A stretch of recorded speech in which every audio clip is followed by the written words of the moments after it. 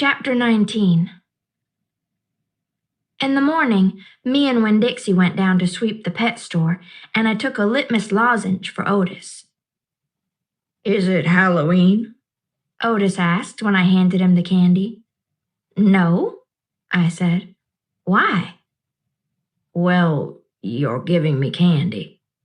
"It's just a gift," I told him, "for today." "Oh," said Otis. He unwrapped the litmus lozenge and put it in his mouth, and after a minute, tears started rolling down his face. "Thank you," he said. "Do you like it?" I asked him. He nodded his head. "It tastes good, but it also tastes a little bit like being in jail." Gertrude squawked. She picked up the litmus lozenge wrapper in her beak and then dropped it and looked around. "Gertrude!" she screamed again. "You can't have any," I told her. "It's not for birds." Then, real quick, before I lost my nerve, I said, "Otis, what were you in jail for? Are you a murderer?" "No, ma'am," he said. "Are you a burglar?" "No, ma'am," Otis said again. He sucked on his candy and stared down at his pointy-toed boots. "You don't have to tell me," I said. "I was just wondering." "I ain't a dangerous man," Otis said. "if that's what you're thinking. I'm lonely, but I ain't dangerous." "Okay," I said, and I went into the back room to get my broom. When I came back out, Otis was standing where I left him, still staring down at his feet. "It was on account of the music," he said. "What was?" I asked. "Why I went to jail.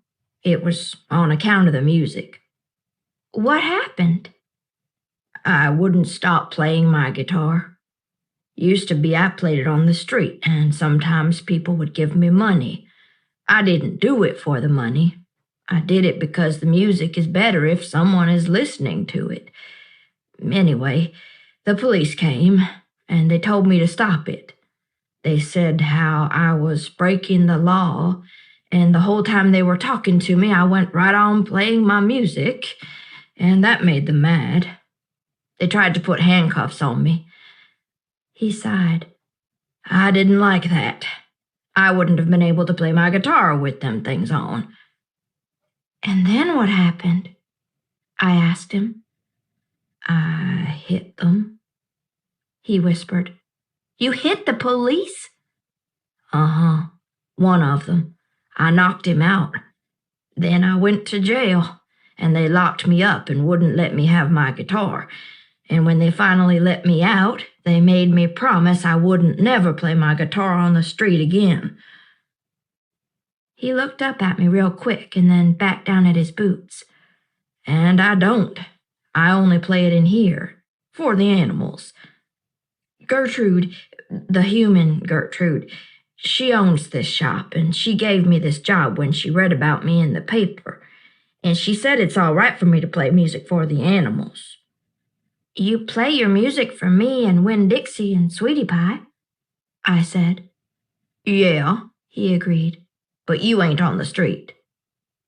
"Thank you for telling me about it, Otis," I said. "It's all right," he said. "I don't mind." Sweetie Pie came in and I gave her a litmus lozenge, and she spit it right out. She said that it tasted bad. She said that it tasted like not having a dog. I swept the floor real slow that day. I wanted to keep Otis company. I didn't want him to be lonely. Sometimes it seemed like everybody in the world was lonely. I thought about my mama. Thinking about her was the same as the hole you keep on feeling with your tongue after you lose a tooth. Time after time, my mind kept going to that empty spot, the spot where I felt like she should be. Chapter